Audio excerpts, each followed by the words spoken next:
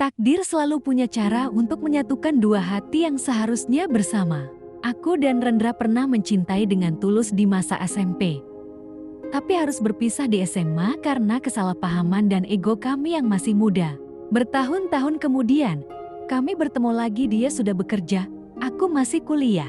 Namun, kali ini, kami harus menghadapi ujian yang lebih berat jarak dan waktu. Aku masih ingat betul bagaimana Rendra menggodaku setiap hari di kelas 2 SMP.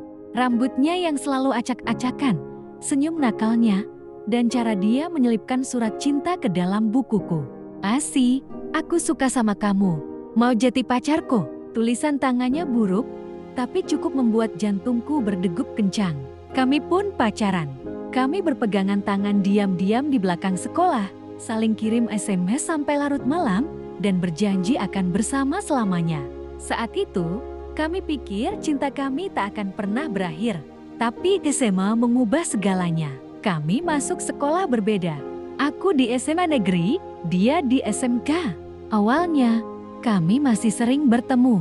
Tapi perlahan, Rendra mulai sibuk dengan teman-temannya yang baru. Aku merasa dia baikan. Puncaknya saat ulang tahunnya yang ke-17.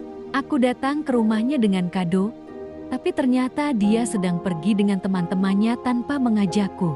"Kita butuh waktu untuk sendiri," katanya saat aku marah. Dan seperti itu, kami putus. Tanpa drama, hanya hati yang remuk diam-diam. 5 tahun berlalu. Aku sekarang mahasiswi semester 6, sementara Rendra sudah bekerja di perusahaan IT di kota sebelah. Aku tidak pernah menyangka akan bertemu dengannya lagi. Di acara reuni SMP, dia berdiri di seberang ruangan lebih tinggi, lebih gagah, tapi senyumannya masih sama. "Asi, kamu masih cantik kayak dulu," godanya.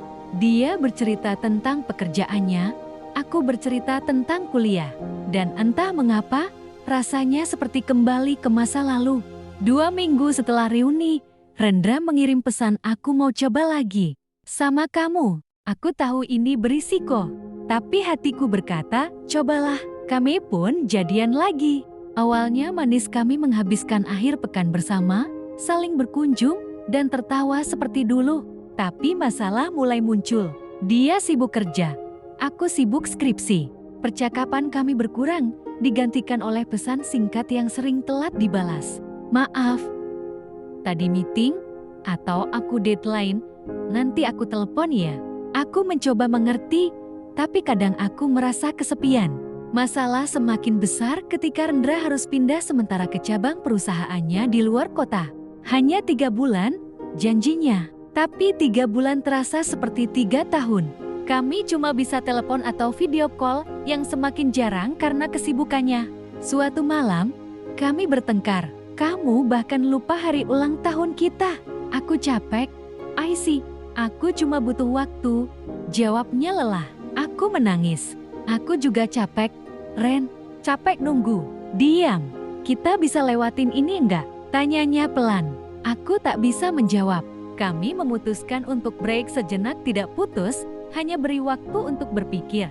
Aku sadar satu hal, cinta kami masih ada, tapi kami harus berubah. Aku belajar lebih sabar.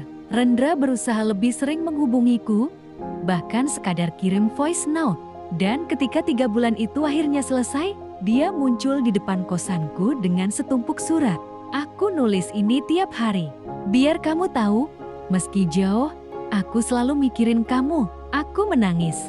Kami belajar bahwa cinta tidak hanya tentang perasaan, tapi juga kesabaran dan komitmen. Jarak dan waktu menguji kami, tapi kami memilih untuk tidak menyerah.